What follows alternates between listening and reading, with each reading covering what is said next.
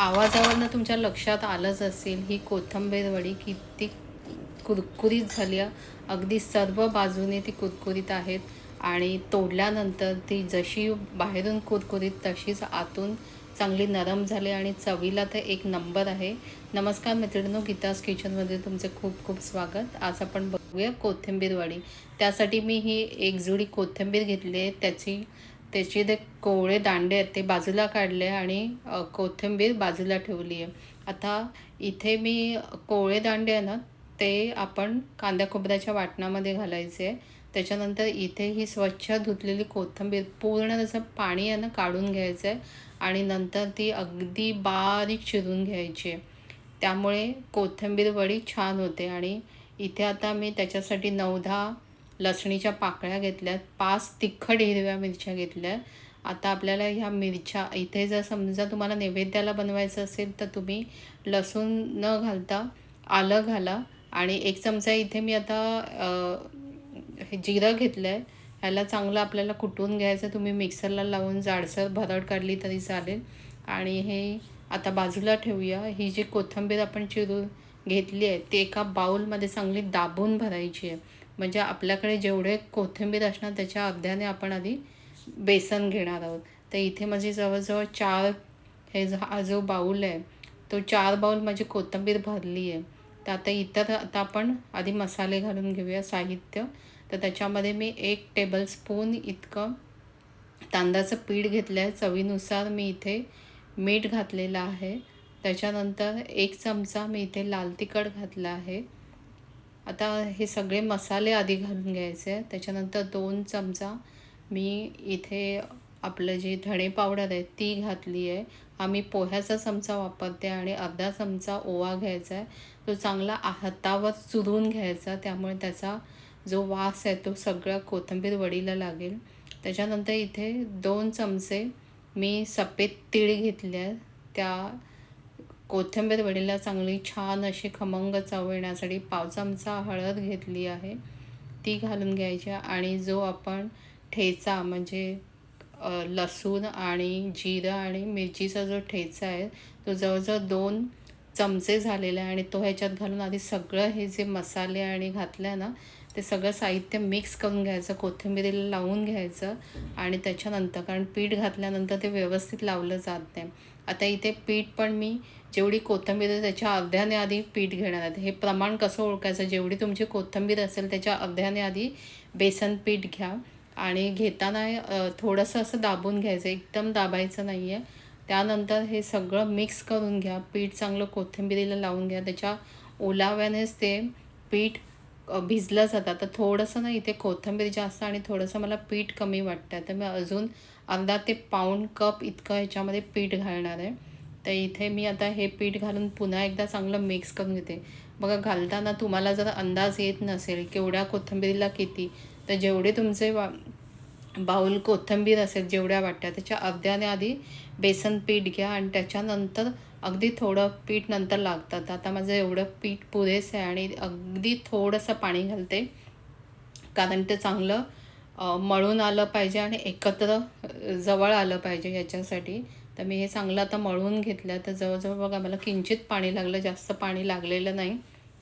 तर इथे मी आता चांगली कुरकुरीत होण्यासाठी हे जे तेल आहे, कच्चंच तेल आहे, ते 2 चमचे घेतले पोह्याचे.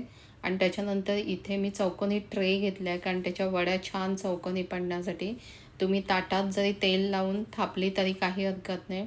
इथे मी इकोबेक पेपर घेतला आहे, त्यामुळे आपल्याला ती जे आहे कोथिंबीर वडी सहज काढता येते. आणि खाली थोडेसे सफेद तीळ पसरून घेतले, त्यामुळे ती वडी छान दिसते दिसायला.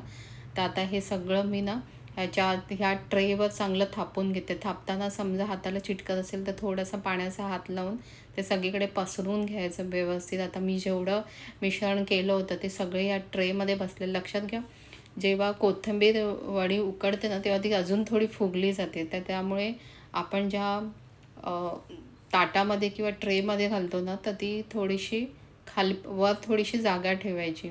तर आता इथे माझं काय झालं, थोडंसंच राहत होतं, त्यामुळे मी या ट्रेमध्येच बसवलं आणि वरूनही मी थोडेसे तीळ घातले. त्याच्यानंतर इथे मी पाणी तापवून घेतलं. आपल्याला कोथिंबीर वडी उकडताना आधी पाणी तापून घ्यायचं आणि मगच ती उकळत ठेवायची आहे.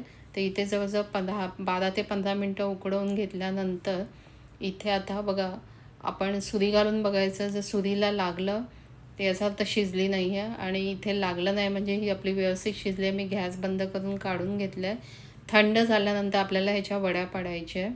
तर बघा शिजल्यानंतर ती थोडीशी फुगली गेली आणि इकोबेक पेपर वापरल्यामुळे सहज आपल्याला ती उचलता येते आणि कुठेही आपली ती वडी वाया जात नाही, चिकटलेलं राहत नाही. याच्यासाठी हा इकोबेक पेपर खूप उपयोगी येतो. आता आपण ह्याच्या पट्टीच्या साहाय्याने चांगल्या व्यवस्थित चौकोन येण्यासाठी मी ते पट्टीच्या साहाय्याने ह्याच्या वड्या पाडून घेते. तर तुम्हाला हव्या तशा करा. आता मी ह्या थोड्याशा माझ्या चौकोनी जाड आहेत. तुम्ही हवं असल्यास तुम्ही थोडंसं पातळ करूनही करू शकता. तर इथे मस्त अशी चौकोनी अशी कोथिंबीर वडी झालेली आहे. आता आपण तेल इथे तापून घ्यायचं. तेल तापल्यानंतर एखादी कोथिंबीर वडी त्याच्यात घालून बघायची. ती चांगली बुडबुडे आली याचा अर्थ तेल तापलं. आपल्याला गॅस मध्यम करायचा आणि मगच कोथिंबीर वडी भाजायची आहे. कारण एकदम मोठ्या गॅसवर भाजले तर माझी कोथिंबीर वडी थोडीशी जाड आहे, त्यामुळे ती आतून कच्ची राहील. तर मी आता इथे तेल तापून घेतलं आहे आणि गॅस मध्यम केला आणि व्यवस्थित त्या मध्यम गॅसवर मी चांगले अलटून पलटून म्हणजे भाजून घेणार आहे. तर तुम्ही अशाप्रमाणे करून घेता. तुम्हाला समजा अशा वड्या करायच्या नसतील तर तुम्ही त्याची लढी करूनही करू शकता. तीही सोपी आहे.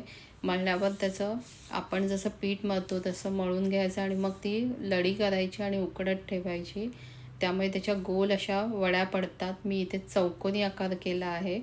तर ते आणि बघा तुम्ही जेव्हा बाजारातनं कोथिंबीर वडी आणता त्याच्यामध्ये ना कोथिंबीर जास्त असते, सॉरी कोथिंबीर कमी असते आणि पीठ जास्त असतं. पण आपण जे घरी करतो त्याच्यामध्ये कोथिंबीर जास्त असते आणि पीठ कमी असतं. त्यामुळे त्या वडीला ना चव खूप छान येते. तुम्ही एकदा नक्की बघा, त्यातला फरक तुम्हाला लगेचच कळेल. आणि बघा किती कुरकुरीत भाजली गेली आहे आणि अजिबात या वडीचं तेल पण अजिबात इतकं राहिलेलं नाही आहे. थोडंसंच म्हणजे जे दिसतंय तेवढंच आहे. त्याच्यावर अजिबात त्याच्यात तेल राहत नाही आणि एकदम कुरकुरीत होते आणि आतून पण ती अगदी सॉफ्ट आहे. तर तुम्ही नक्की ही कोथिंबीर वडी करून बघा आणि कशी झाली ते मला कमेंट्स करून सांगायला विसरू नका. पुन्हा भेटूया अशाच एका छानशा रेसिपीसह.